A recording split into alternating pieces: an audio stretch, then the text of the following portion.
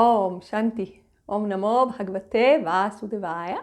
Welcome to another Yoga Small Talk, and we continue with 7 minutes Bhagavad Gita a day. We are reading from chapter 6, the Yoga of Meditation, and we have reached verse 23. So verse 23 is the culmination of the group of verses 20 to 23. Let us read it. 23. Let that be known by the name of yoga, the severance from the union with pain. This yoga should be practiced with determination and with an undesponding mind.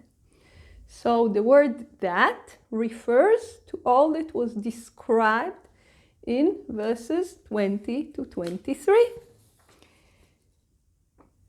It means a quiet mind that is seeing the self by the self, being satisfied in our own self, feeling the infinite bliss which can be grasped by the pure intellect and transcends the senses, being established in this reality in a way that we never move from it again, and realizing that there is no gain superior to this reality, and not being shaken from this realization even by great sorrow. So this is yoga. Again, here the yoga of meditation. So Swami Shivananda summarizes it for us. In verses 20, 21, and 22, the Lord describes the benefits of yoga, this perfect satisfaction by resting in the self, infinite, unending bliss, freedom from sorrow and pain, etc. So this is the essence of meditation. This is the highest achievement of the yoga of meditation. So usually when we think of meditation, we think about being able to sit properly, maybe being able to sit without moving, being able to sit comfortably, maybe being able to focus the mind here and there, calming the nervous system a little bit, withdrawing the senses, not being bothered too much with our surroundings. So all those things, of course, they are very, very important milestones as we go through the practice of meditation. But we are reminded here again and again that this is not the true essence of yoga. The true essence of yoga is attaining this infinite bliss and being established in the supreme reality, which is the reality of God. Again and again, Lord Krishna makes it very, very clear for us in this scripture and many other yogic scriptures. Meditation is being completely absorbed in God. So this is the idea here.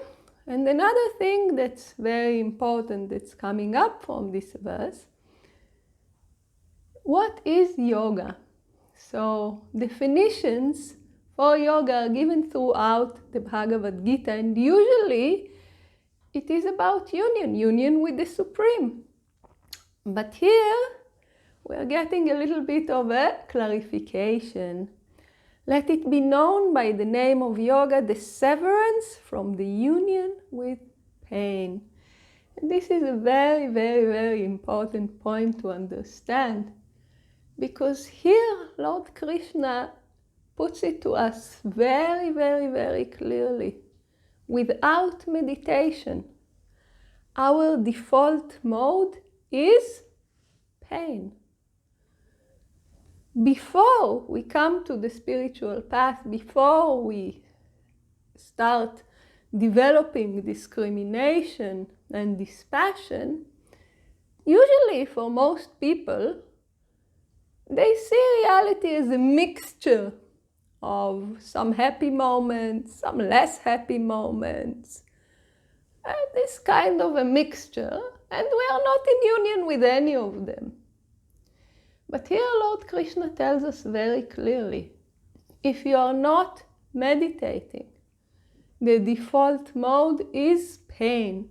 And not just pain, it's the union with pain. So you are always with pain, even if you're thinking otherwise, because in terms of samsara, the cycle of birth and death, there is pain that is evident, meaning things that already trouble me and I feel that they are painful. And there are the joys of the senses, which Lord Krishna says they are wombs of pain. So they will give birth to pain a little bit later. Not only that, today's pleasure is like the benchmark for what I want to have. So soon enough, it will not satisfy me. I will want to be happier because my innate nature is supreme bliss.